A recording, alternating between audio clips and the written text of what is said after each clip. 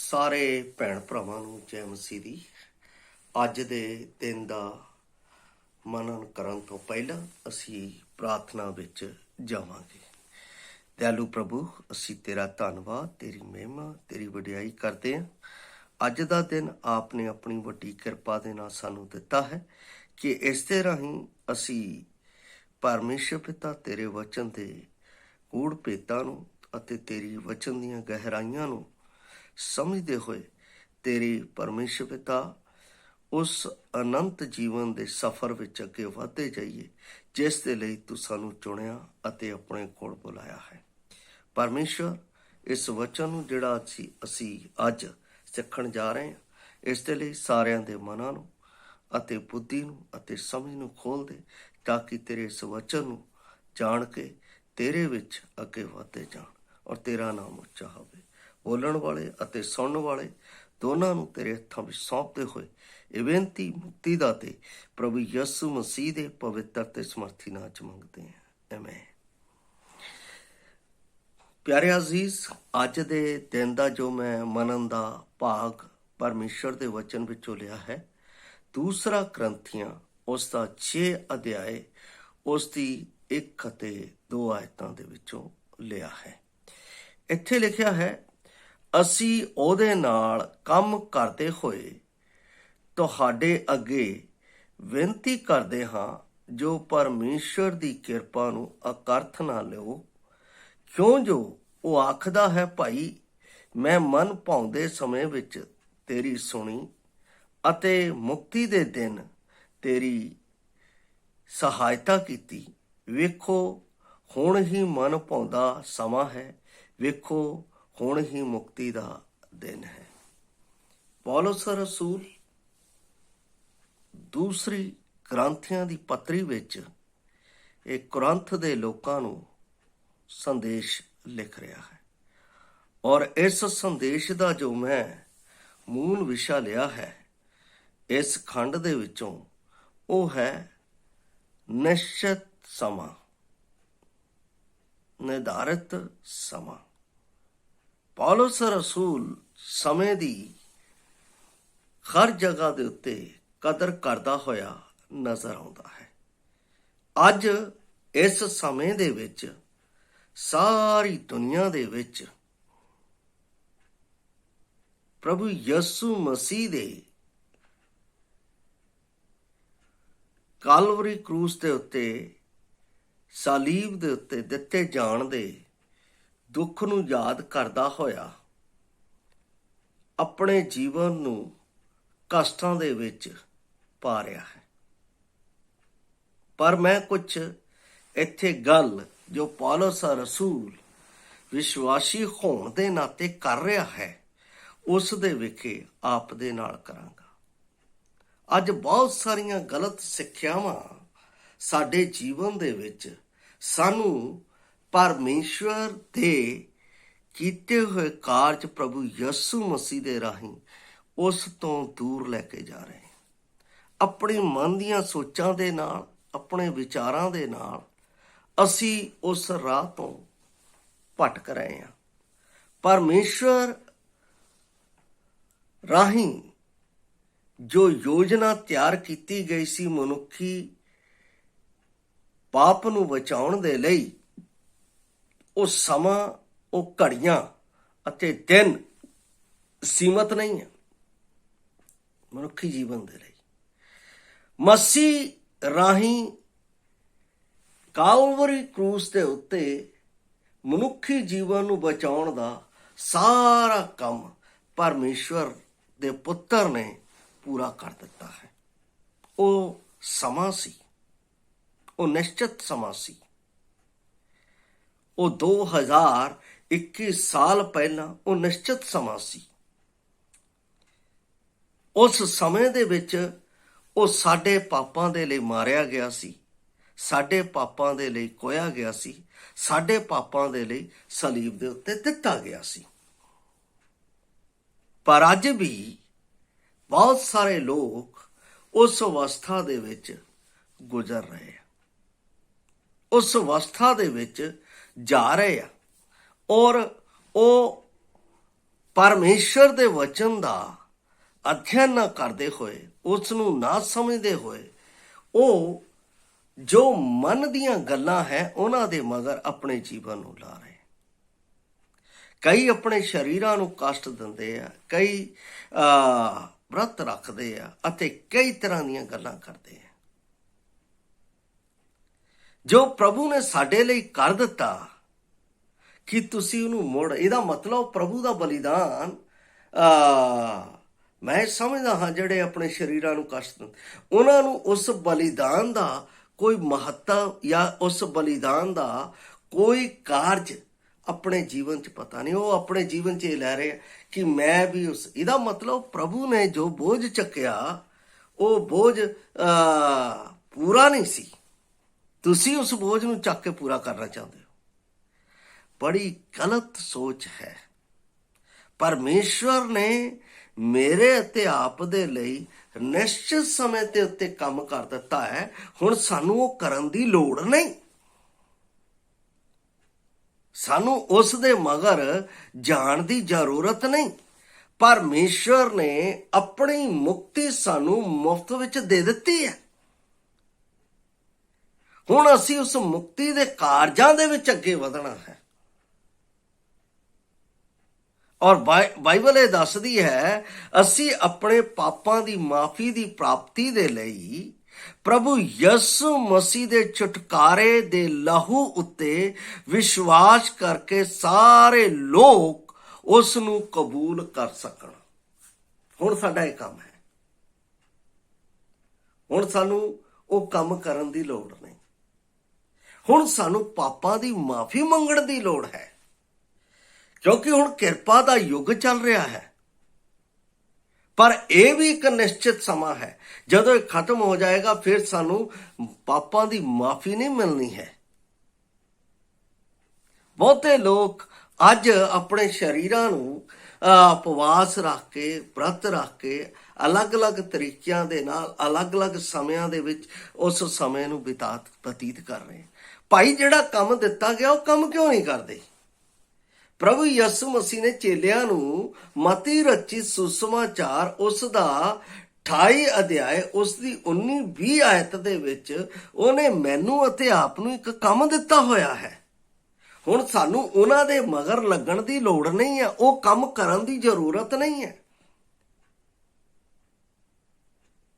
ਮੈਂ ਕੋਈ ਮੇਰੇ ਕੋਲ ਭਾਈ ਆਇਆ ਮਿਲਣ ਦੇ ਲਈ, ਉਹਨੇ ਮੇਰੇ ਨਾਲ ਆਪਣਾ ਗੱਲ ਕੀਤੀ। ਮੈਂ ਕਿਹਾ ਬਈ ਕਿੱਦਾਂ, ਠੀਕ ਠਾਕ ਹੈ, ਬੜੇ ਤੁਸੀਂ ਚਿਹਰੇ ਜੇ ਤੁਹਾਡੇ ਆਪਣਾ ਉਦਾਸ ਜੇ ਲੱਗਦੇ ਆ। ਭਾਜੀ ਵਰਤ ਰੱਖਿਆ। ਵਰਤ ਰੱਖਿਆ? ਕਿਹੜਾ ਵਰਤ ਰੱਖਿਆ? ਉਹ 40 ਵਰਤ ਰੱਖਦੇ ਆ ਨਾ ਅਸੀਂ। ਮੈਂ ਕਿਹਾ ਵਾਟ ਇਜ਼ ਦਾ ਮੀਨਿੰਗ? ਕੀ ਮਤਲਬ ਹੈ ਇਸ ਚੀਜ਼ ਦਾ? ਕੀ ਪ੍ਰਭੂ ਨੇ ਇਸ ਤਰ੍ਹਾਂ ਦਾ ਉਦੇਸ਼ ਤੁਹਾਨੂੰ ਦਿੱਤਾ ਹੈ? ਆਤਮਿਕ ਉન્નਤੀ ਦੇ ਲਈ ਤੁਸੀਂ ਵਰਤ ਰੱਖ ਸਕਦੇ ਹੋ। ਉਹਦੇ ਲਈ ਤੁਸੀਂ ਪ੍ਰਭੂ ਦੇ ਨਾਲ ਗੱਲਾਂ ਕਰ ਸਕਦੇ ਹੋ। ਵਾਟ ਇਜ਼, ਇਸ ਚੀਜ਼ ਦਾ ਮੀਨਿੰਗ ਕੀ ਹੈ? ਮੈਨੂੰ ਤੁਸੀਂ ਸਮਝਾ ਸਕਦੇ ਹੋ? ਜਾਂ ਤੁਸੀਂ ਜਿਹੜੇ ਤੁਹਾਨੂੰ ਆਪਣਾ ਇਸ ਤਰ੍ਹਾਂ ਕਰਨ ਉਹਨਾਂ ਨੂੰ ਪੁੱਛਿਆ ਹੈ? ਪ੍ਰਭੂ ਦੇ ਲਈ ਦੁੱਖ, ਪ੍ਰਭੂ ਨੇ ਤੁਹਾਡੇ ਲਈ ਦੁੱਖ ਝੱਲ ਲਿਆ ਹੈ। ਹੁਣ ਤੁਹਾਨੂੰ ਝੱਲਣ ਦੀ ਜ਼ਰੂਰਤ ਨਹੀਂ। ਹੁਣ ਜਿਹੜਾ ਦੁੱਖ ਤੁਸੀਂ ਝੱਲਣਾ ਹੈ ਉਹ ਮੁਕਤੀ ਦੇ ਵਿੱਚ ਵਧਣ ਦੇ ਲਈ ਕਰਨਾ ਹੈ। ਤੁਸੀਂ ਕਿਹੜੇ ਕੰਮਾਂ ਦੇ ਵਿੱਚ ਪੈ ਗਏ ਹੋ? ਕਿਹੜੀਆਂ ਗੱਲਾਂ ਦੇ ਵਿੱਚ ਪੈ ਗਏ ਹੋ? ਇੱਥੇ ਪੌਲਸ ਰਸੂਲ ਕਹਿੰਦਾ ਹੈ, ਜਦੋਂ ਮੈਂ 2 ਆਇਤ ਦੇ ਉੱਤੇ ਧਿਆਨ ਕਰਦਾ, ਕਿਉਂ ਜੋ ਉਹ ਆਖਦਾ ਹੈ ਮਨ ਭਾਉਂਦੇ ਸਮੇਂ ਵਿੱਚ ਮੈਂ ਤੇਰੀ ਸੁਣੀ ਅਤੇ ਮੁਕਤੀ ਦੇ ਦਿਨ ਤੇਰੀ ਸਹਾਇਤਾ ਕੀਤੀ। ਵੇਖੋ ਹੁਣ ਹੀ ਮਨ ਭਾਉਂਦਾ ਸਮਾਂ ਹੈ, ਹੁਣ ਵੀ ਮੁਕਤੀ ਦਾ ਦਿਨ ਹੈ। ਮੁਕਤੀ, ਪਾਪਾਂ ਤੋਂ ਮੁਕਤੀ। ਅਸੀਂ ਜੇ ਹਜੇ ਤੱਕ ਮੁਕਤੀ ਨੂੰ ਨਹੀਂ ਪ੍ਰਾਪਤ ਕੀਤਾ ਹੈ, ਸਹੀ ਮਾਇਨੇ 'ਚ ਮੁਕਤੀ ਨੂੰ ਨਹੀਂ ਜਾਣਿਆ ਹੈ ਜੋ ਪਰਮੇਸ਼ਵਰ ਨੇ ਆਪਣੇ ਪੁੱਤਰ ਪ੍ਰਭੂ ਯਿਸੂ ਮਸੀਹ ਰਾਹੀਂ ਕੀਤਾ ਹੈ, ਤਾਂ ਅਸੀਂ ਹਜੇ ਵੀ ਅਧੂਰੇ ਦਿਨਾਂ ਦੀ ਪੈਦਾਇਸ਼ ਹਾਂ। ਪਰਮੇਸ਼ਵਰ ਸਾਨੂੰ ਯਿਸੂ ਮਸੀਹ ਦੇ ਵਿੱਚ ਜਦੋਂ ਮੈਂ ਉਸ ਨੂੰ ਸਵੀਕਾਰ ਕਰ ਲੈਂਦਾ ਹਾਂ ਤਾਂ ਮੈਨੂੰ ਦੁਲਹਨ ਦੇ ਰੂਪ ਦੇ ਵਿੱਚ ਲੈ ਕੇ ਆਉਂਦਾ ਹੈ। ਤੁਸੀਂ ਜਾਣਦੇ ਹੋ, ਜਦੋਂ ਦੁਲਹਨ ਦਾ ਤਿਆਰੀ ਦਾ ਸਮੇਂ ਹੁੰਦਾ ਹੈ ਵਿਆਹ ਦਾ ਸਮਾਂ ਨਜ਼ਦੀਕ ਹੈ, ਪ੍ਰਭੂ ਕਿਸੇ ਵੇਲੇ ਵੀ ਆ ਸਕਦਾ, ਸਾਡਾ ਦੁਲਹਾ ਕਿਸੇ ਵੇਲੇ ਵੀ ਆ ਸਕਦਾ ਹੈ। ਤਾਂ ਦੁਲਹਨ ਕੀ ਕਰਦੀ ਹੈ? ਆਪਣੇ ਆਪ ਨੂੰ ਸੱਜਦੀ ਸਵਾਰਦੀ ਹੈ ਕਿ ਮੇਰਾ ਦੁਲਹਾ ਮੇਰੇ ਨਾਲ ਪਿਆਰ ਕਰੇ। ਉਹ ਮੁਕਤੀ ਦੇ ਕੰਮਾਂ ਦੇ ਵਿੱਚ ਅੱਗੇ ਵਧਣਾ ਹੈ। ਤੁਸੀਂ ਉਸ ਸਮੇਂ ਨੂੰ ਨਹੀਂ ਜਾਣਦੇ, ਉਹ ਭਲ ਕੇ ਆ ਜਾਏਗਾ।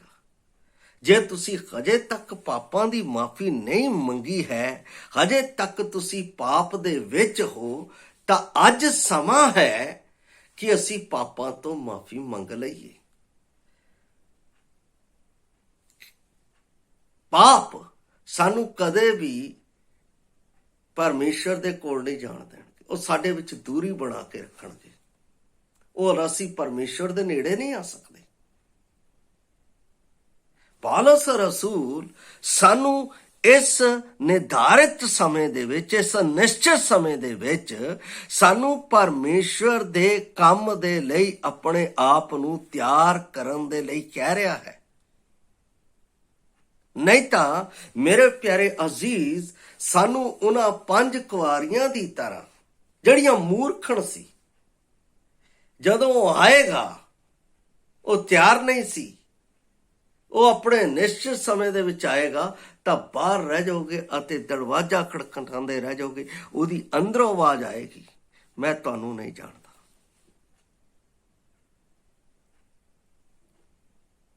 ਸੰਸਾਰ ਅਤੇ ਸੰਸਾਰ ਦੀਆਂ ਗੱਲਾਂ ਦੇ ਮਗਰ ਨਾ ਲੱਗੋ। ਜੋ ਵਚਨ ਦੇ ਵਿੱਚ ਲਿਖਿਆ ਹੈ, ਜੋ ਵਚਨ ਕਹਿੰਦਾ ਹੈ, ਉਸ ਦੇ ਅਨੁਸਾਰ ਕਰੋ। ਵਚਨ ਦੇ ਵਿੱਚ ਕਿਤੇ ਇਸ ਤਰ੍ਹਾਂ ਦੀ ਆਵਾਜ਼ ਲਿਖੀ ਹੈ? ਵਚਨ ਦੇ ਵਿੱਚ ਇਸ ਤਰ੍ਹਾਂ ਦੀ ਕੋਈ ਗੱਲ ਕਹੀ ਹੈ? ਵਚਨ ਕੀ ਕਹਿੰਦਾ ਹੈ? ਅਸੀਂ ਇਸ ਗੱਲ ਤੇ ਧਿਆਨ ਨਾ ਦਿੰਦੇ ਹੋਏ, ਉਹ ਫਲਾਣੇ ਨੇ ਏਦਾਂ ਕਿਹਾ, ਫਲਾਣਾ ਏਦਾਂ ਕਹਿ ਰਿਹਾ। ਭਾਈ, ਤੁਹਾਡੇ ਕੋਲ ਪ੍ਰਭੂ ਕਹਿੰਦਾ ਹੈ ਮੈਂ ਕਿਤਾਬ ਦਿੱਤੀ ਹੈ, ਇਹ ਪੂਰੀ ਲਿਖਤ ਸੰਪੂਰਨ ਪਵਿੱਤਰ ਆਤਮਾ ਦੇ ਨਾਲ ਲਿਖੀ ਹੋਈ ਹੈ, ਤੁਹਾਨੂੰ ਵਧਾਉਣ ਦੇ ਲਈ, ਗਜਾਉਣ ਦੇ ਲਈ, ਤਾੜਨ ਦੇ ਲਈ, ਸਾਰੇ ਕੰਮਾਂ ਦੇ ਲਈ ਦਿੱਤੀ ਗਈ ਹੈ। ਤੁਸੀਂ ਇਸ ਨੂੰ ਨਾ ਪੜ੍ਹਦੇ ਹੋਏ ਦੂਸਰੀਆਂ ਗੱਲਾਂ ਦੇ ਵਿੱਚ ਜਾ ਰਹੇ।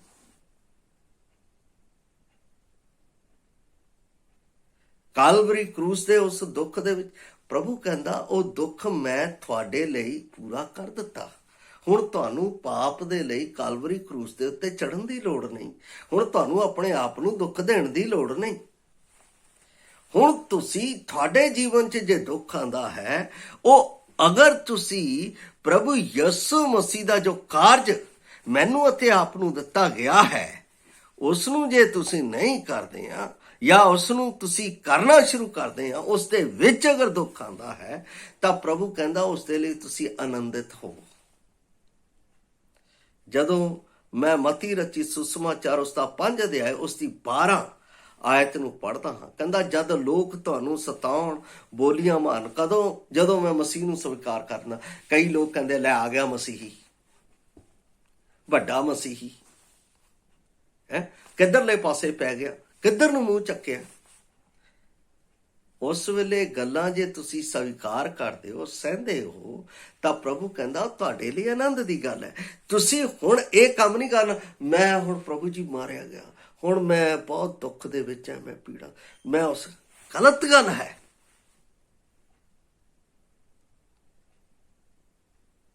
ਪ੍ਰਭੂ ਨੂੰ ਰਿਮੈਂਬਰ ਕਰਨਾ ਚੰਗੀ ਗੱਲ ਹੈ, ਮਾੜੀ ਗੱਲ ਨਹੀਂ, ਪਰ ਗਲਤ ਤਰੀਕੇ ਦੇ ਨਾਲ ਕਰਨਾ ਉਹ ਗਲਤ ਹੈ। ਚੇਲਿਆਂ ਨੇ, ਮੈਂ ਪੂਰੀ ਇਤਿਹਾਸ ਪੜ੍ਹ ਲਿਆ ਉਹਦਾ, ਰਸੂਲਾਂ ਦੇ ਕਰਤੱਵ।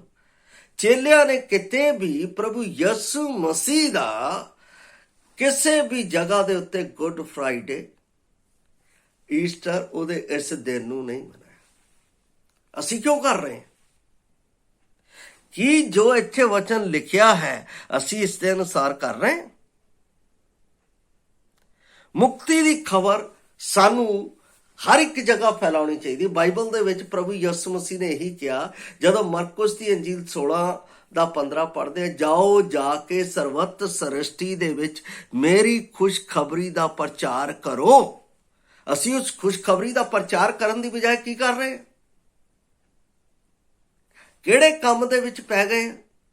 ਕਿਹੜੀਆਂ ਗੱਲਾਂ ਦੇ ਵਿੱਚ ਪੈ ਗਏ ਹਾਂ? ਕੀ ਇਹ ਸਹੀ ਹੈ?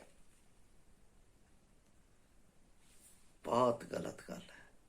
ਪੌਲਸ ਕਹਿੰਦਾ ਹੈ ਇੱਥੇ, ਜਦੋਂ ਮੈਂ ਉੱਪਰ ਪੜ੍ਹਦਾ ਹਾਂ, ਕਹਿੰਦਾ ਆ ਤੁਸੀਂ ਉਸ ਪਰਮੇਸ਼ਵਰ ਦੀ ਕਿਰਪਾ ਨੂੰ ਅਕਰਥ ਨਾ ਲਿਓ, ਉਹਨੂੰ ਵਿਅਰਥ ਨਾ ਕਰੋ, ਉਹਦੇ ਲਈ ਆਪਣੇ ਜੀਵਨ ਦੇ ਵਿੱਚ ਕੰਮ ਕਰੋ। ਅੱਜ ਤੁਹਾਡੇ ਲਈ ਨਿਰਧਾਰਿਤ ਸਮਾਂ ਹੈ। ਜੇ ਤੁਸੀਂ ਮੁਕਤੀ ਪਾ ਚੁੱਕੇ ਹੋ ਤਾਂ ਉਸ ਦੀ ਖੁਸ਼ਖਬਰੀ ਦਾ ਪ੍ਰਚਾਰ ਕਰੋ। ਜੇ ਤੁਸੀਂ ਮੁਕਤੀ ਨਹੀਂ ਪਾਈ ਹੈ, ਹਜੇ ਤੱਕ ਉਹਨੂੰ ਨਹੀਂ ਸਮਝਿਆ ਹੈ, ਤਾਂ ਉਸ ਮੁਕਤੀ ਦੇ ਸਬਕ ਨੂੰ ਸਮਝੋ ਕਿ ਪ੍ਰਭੂ ਯਿਸੂ ਮਸੀਹ ਇਸ ਦੁਨੀਆ ਦੇ ਵਿੱਚ ਕਿਉਂ ਆਇਆ ਸੀ। ਪ੍ਰਭੂ ਯਿਸੂ ਮਸੀਹ ਨੇ ਕਾਲਵਰੀ ਕਰੂਸ ਦੇ ਉੱਤੇ ਆਪਣੀ ਜਾਨ ਕਿਉਂ ਦਿੱਤੀ ਸੀ, ਉਹ ਦਫਨ ਕਿਉਂ ਕੀਤਾ ਗਿਆ ਸੀ, ਉਹ ਮੁਰਦਿਆਂ ਵਿੱਚੋਂ ਕਿਉਂ ਜੀ ਉੱਠਿਆ, ਉਹ ਮੁੜ ਕੇ ਕਿਉਂ ਲੈਣ ਆਉਣਾ। ਇਹਨਾਂ ਗੱਲਾਂ ਨੂੰ ਸਿੱਖੋ ਅਤੇ ਸਮਝੋ, ਫਿਰ ਉਸ ਕੰਮ ਦੇ ਵਿੱਚ ਅੱਗੇ ਵੱਧ ਜਾਓ। ਅਸੀਂ ਇਹ ਕੰਮ ਨਾ ਕਰਦੇ ਹੋਏ, ਜੋ ਸਾਨੂੰ ਕੋਈ ਕੁਝ ਕਹਿ ਰਿਹਾ, ਅਸੀਂ ਉਹਦੇ ਮਗਰ ਜਾ ਰਹੇ। ਪਿਆਰੋ, ਇਹ ਗਲਤ ਗੱਲ ਹੈ। ਪਰਮੇਸ਼ਵਰ ਨੇ ਮੈਨੂੰ ਇਸ ਤਰ੍ਹਾਂ ਦਾ ਕੋਈ ਨਿਰਦੇਸ਼, ਪੂਰੀ ਬਾਈਬਲ ਦੇ ਵਿੱਚ ਪੜ੍ਹ ਲਓ। ਅਸੀਂ ਨਿਊ ਟੈਸਟਾਮੈਂਟ ਦੇ ਨਵੇਂ ਯੁੱਗ ਦੇ ਵਿੱਚ ਜਾ ਰਹੇ ਹਾਂ। ਇਹਦੇ ਵਿੱਚ ਪੂਰੇ ਆਪਣਾ ਪ੍ਰਕਾਸ਼ ਦੀ ਪੋਥੀ ਤੱਕ ਪੜ੍ਹੋ। ਇਸ ਤਰ੍ਹਾਂ ਦੀ ਗੱਲ ਮੈਂ ਨਹੀਂ ਪੜ੍ਹਦਾ ਹਾਂ, ਨਾ ਮੈਨੂੰ ਇਸ ਤਰ੍ਹਾਂ ਦੀ ਕੋਈ ਗੱਲ ਆਪਣਾ ਦੱਸੀ ਗਈ ਹੈ। ਪੌਲਸ ਦਾ ਰਸੂਲ ਖੁਸ਼ਖਬਰੀ ਦੇ ਨਿਮਿਤ ਇੰਨੇ ਦੁੱਖ ਆਪਣੇ ਜੀਵਨ ਦੇ ਵਿੱਚ ਝੱਲਦਾ ਹੈ, ਤਾਂ ਉਹ ਕੀ ਕਹਿੰਦਾ, ਇਹ ਮੇਰੇ ਲਈ ਆਨੰਦ ਦੀ ਗੱਲ ਹੈ। ਕਿਉਂਕਿ ਪ੍ਰਭੂ ਯਿਸੂ ਮਸੀਹ ਨੇ ਕਿਹਾ, ਜਦੋਂ ਤੁਹਾਨੂੰ ਕੋਈ ਲੋਕ ਇਸ ਤਰ੍ਹਾਂ ਕਰਨ, ਤੁਸੀਂ ਆਨੰਦ ਦੀ ਗੱਲ ਸਮਝੋ। ਅਸੀਂ ਉਸ ਦੁੱਖ ਨੂੰ ਆਪਣੇ ਜੀਵਨ ਦੇ ਵਿੱਚ ਨਾ ਝੱਲਣ ਦੀ ਬਜਾਏ ਆ ਜਿਹੜਾ ਕੰਮ ਪ੍ਰਭੂ ਨੇ ਕਰ ਦਿੱਤਾ, ਮੁੜ ਫੇਰ ਆਪਣੇ ਜੀਵਨ 'ਚ ਕਰ ਰਹੇ। ਗਲਤ ਹੈ। ਪਹਿਲੀ ਗੱਲ, ਨਿਸ਼ਚਿਤ ਸਮੇਂ ਦੇ ਵਿੱਚ ਮੈਂ ਆਪਣੇ ਜੀਵਨ 'ਚ ਦੇਖਣਾ ਹੈ ਕਿ ਮੈਂ ਪ੍ਰਭੂ ਤੋਂ ਮੁਕਤੀ ਪਾਇਆ ਹੋਇਆ ਹਾਂ ਜਾਂ ਨਹੀਂ। ਸੈਕੰਡਲੀ, ਜੇ ਮੈਂ ਮੁਕਤੀ ਪਾ ਲਈ ਹੈ ਤਾਂ ਪ੍ਰਭੂ ਨੇ ਮੈਨੂੰ ਨਿਰਦੇਸ਼ ਦਿੱਤਾ ਹੈ ਕਿ ਜਾ ਕੇ ਮੇਰੀ ਖੁਸ਼ਖਬਰੀ ਦਾ ਪ੍ਰਚਾਰ ਕਰ। ਤੀਸਰਾ ਜੋ ਇੰਪੋਰਟੈਂਸ ਹੈ ਬਾਈਬਲ ਦੇ ਵਿੱਚ, ਇੱਕ ਵਿਸ਼ਵਾਸੀ ਦੇ ਲਈ ਨਿਰਧਾਰਿਤ ਕੀਤਾ ਹੋਇਆ ਹੈ, ਜਿਸ ਨੇ ਤੌਬਾ ਕਰ ਲਈ ਹੈ, ਜਿਹੜੇ ਮੰਡਲੀ ਦੇ ਵਿੱਚ ਜਾ ਕੇ ਰਲ ਗਏ ਹੈ, ਉਹ ਮੰਡਲੀ ਦੇ ਵਿੱਚ ਉਹਦੇ ਆਉਣ ਤੱਕ ਆਪਣੇ ਆਪ ਨੂੰ ਪਰਮੇਸ਼ਵਰ ਦੇ ਕਾਰਜਾਂ ਦੇ ਵਿੱਚ ਲੱਗੇ ਰਹਿਣ। ਕਿਹੜੇ? ਜੋ ਰਸੂਲਾਂ ਦੇ ਕਰਤੱਵ 2:42 ਦੇ ਵਿੱਚ ਲਿਖਿਆ ਹੈ। ਉਹ ਤੀਸਰਾ ਕਾਰਜ ਹੈ। ਉਹ ਤੀਸਰਾ ਕਾਰਜ ਕੀ ਹੈ? ਤੁਸੀਂ ਪ੍ਰਭੂ ਦੇ ਵਿੱਚ ਸੰਗਤੀ ਕਰਨਾ, ਰੋਟੀ ਤੋੜਨਾ, ਪ੍ਰਾਰਥਨਾ ਕਰਨਾ, ਬਾਈਬਲ ਅਧਿਐਨ ਕਰਨਾ, ਇਹ ਨਾ ਛੱਡਿਓ ਜਦ ਤੱਕ ਉਹ ਨਾ ਆ ਜਾਏ। ਇਹ ਕਿਉਂ? ਕਿਉਂਕਿ ਕੋਈ ਮੇਰੀ ਮੁਕਤੀ ਨੂੰ ਅਤੇ ਮੇਰੇ ਮੁਕਤੀ ਦੇ ਜੀਵਨ ਦੇ ਉਸ ਪਲ ਨੂੰ ਧੋਖੇ ਦੇ ਨਾਲ ਖੋ ਨਾ ਲਵੇ। ਉਸ ਦੇ ਲਈ ਮੈਂ ਆਪਣੇ ਆਪ ਨੂੰ ਉਸ ਸੰਗਤ ਦੇ ਵਿੱਚ ਜੁੜੇ ਰਹਿਣਾ। ਇਹ ਪ੍ਰਭੂ ਨੇ ਸਾਡੇ ਵਿੱਚ ਨਿਸ਼ਚਿਤ ਸਮੇਂ ਠਹਿਰਾਏ ਹੋਏ, ਉਹਦੇ ਵਿੱਚ ਆਪਣੇ ਆਪ ਨੂੰ ਲੱਗੇ ਰਹਿਣਾ ਹੈ। ਇਬਰਾਨੀਆਂ ਦੀ ਪੁਸਤਕ ਦੇ ਵਿੱਚ ਪਰਮੇਸ਼ਵਰ ਦਾ ਦਾਸ, ਪਰਮੇਸ਼ਵਰ ਦਾ ਆਤਮਾ ਇਹ ਗੱਲ ਕਹਿੰਦਾ ਹੈ, ਜੇ ਤੁਸੀਂ ਉਸ ਦੇ ਸ਼ਬਦ ਨੂੰ ਸੁਣੋ ਤਾਂ ਆਪਣੇ ਦਿਲ ਨੂੰ ਕਠੋਰ ਨਾ ਕਰੋ। ਇਹਦਾ ਮਤਲਬ ਪਰਮੇਸ਼ਵਰ ਦਾ ਆਤਮਾ ਮੇਰੇ ਨਾਲ ਰੋਜ਼ ਗੱਲ ਕਰਦਾ ਹੈ। ਰੋਜ਼, ਹਰ ਦਿਨ ਮੇਰੇ ਨਾਲ ਗੱਲ ਕਰਦਾ ਹੈ। ਕੀ ਗੱਲ ਕਰਦਾ ਹੈ? ਕਾਹਦੀ ਗੱਲ ਕਰਦਾ? ਜੋ ਮੇਰੇ ਵਿੱਚ ਕਮੀ ਹੈ ਜਾਂ ਤਰੁੱਟੀ, ਜਾਂ ਜਿਸ ਮਾਰਗ ਦੇ ਉੱਤੇ ਮੈਨੂੰ ਪਰਮੇਸ਼ਰ ਲੈ ਕੇ ਜਾਣਾ ਚਾਹੁੰਦਾ ਹੈ, ਉਹ ਗੱਲ ਕਰਦਾ ਹੈ। ਹਰ ਦਿਨ ਮੇਰੇ ਨਾਲ ਗੱਲ ਕਰਦਾ ਹੈ। ਅੱਜ ਦੇ ਦਿਨ ਪਰਮੇਸ਼ਰ ਦੀ ਕੀ ਗੱਲ ਹੈ, ਉਹ ਮੇਰੇ ਨਾਲ ਕਰਨਾ ਚਾਹੁੰਦਾ ਹੈ। ਮੇਰੇ ਪਿਆਰੇ ਅਜ਼ੀਜ਼, ਸਾਨੂੰ ਗਲਤ ਸਿੱਖਿਆ ਦੇ ਵਿੱਚ, ਗਲਤ ਕੰਮਾਂ ਦੇ ਵਿੱਚ ਲੱਗ ਕੇ ਆਪਣੀ ਮੁਕਤੀ ਨੂੰ, ਆਪਣੇ ਕਿਰਪਾ ਦੇ ਕੰਮ ਨੂੰ ਅਕਰਥ ਨਹੀਂ ਕਰਨਾ, ਬਲਕਿ ਅਸੀਂ ਕੀ ਕਰਨਾ ਹੈ? ਇੱਥੇ ਬਾਈਬਲ ਦੇ ਵਿੱਚ ਲਿਖਿਆ, ਵੇਖੋ ਹੁਣ ਹੀ ਮਨ ਭਾਉਂਦਾ ਸਮਾਂ ਹੈ, ਵੇਖੋ ਹੁਣ ਹੀ ਮੁਕਤੀ ਦਾ ਦਿਨ ਹੈ। ਅੱਜ ਹੀ ਮੁਕਤੀ ਦਾ ਦਿਨ ਹੈ। ਹੁਣ ਹੀ ਮੁਕਤੀ ਦਾ ਦਿਨ ਹੈ। ਜੇ ਤੁਸੀਂ ਇਸ ਵਚਨ ਨੂੰ ਸਮਝ ਗਏ ਹੋ ਕਿ ਪ੍ਰਭੂ ਯਿਸੂ ਮਸੀਹ ਮੇਰੇ ਲਈ ਮਾਰਿਆ ਗਿਆ, ਗੱਡਿਆ ਗਿਆ ਤੇ ਤੀਸਰੇ ਦਿਨ ਜੀ ਉੱਠਿਆ, ਤਾਂ ਅੱਜ ਹੀ ਤੁਹਾਡੇ ਲਈ ਮੁਕਤੀ ਦਾ ਦਿਨ ਹੈ। ਇਹਨੂੰ ਸਵੀਕਾਰ ਕਰਨਾ ਹੈ। ਜਿਹੜੇ ਸਵੀਕਾਰ ਕਰ ਚੁੱਕੇ ਆ ਉਹਨਾਂ ਦੇ ਲਈ ਖੁਸ਼ਖਬਰੀ ਦਾ ਸੰਦੇਸ਼ ਮੈਂ ਪਹਿਲਾਂ ਹੀ ਆਪ ਨੂੰ ਦੱਸ ਚੁੱਕਾ ਹਾਂ। ਇਸ ਲਈ ਬਾਈਬਲ ਦੱਸਦੀ ਹੈ ਕਿ ਸਾਨੂੰ ਇਸ ਅਰਥ ਦੇ ਵਿੱਚ ਆਪਣੇ ਜੀਵਨ ਨੂੰ ਪਰਮੇਸ਼ਵਰ ਦੇ ਕਾਰਜਾਂ ਦੇ ਲਈ ਸਮਰਪਿਤ ਕਰਨਾ ਹੈ। ਔਰ ਇਹ ਸਮਰਪਿਤ ਕਿੱਦਾਂ ਕਰਨਾ ਹੈ?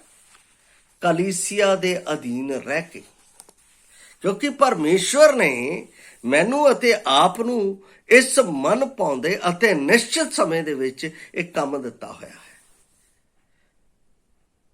ਬਾਈਬਲ ਦੇ ਵਿੱਚ ਮੈਂ ਪਿਛਲੇ ਸੰਦੇਸ਼ 'ਚ ਦੱਸ ਰਿਹਾ ਸੀ, ਅਗਰ ਕੋਈ ਤੁਹਾਨੂੰ ਤੁਹਾਡੀ ਮੁਕਤੀ ਦੇ ਬਾਰੇ ਪੁੱਛੇ ਤਾਂ ਉਸ ਵੇਲੇ ਤਤਪਰ ਰਹੋ, ਤਿਆਰ ਰਹੋ।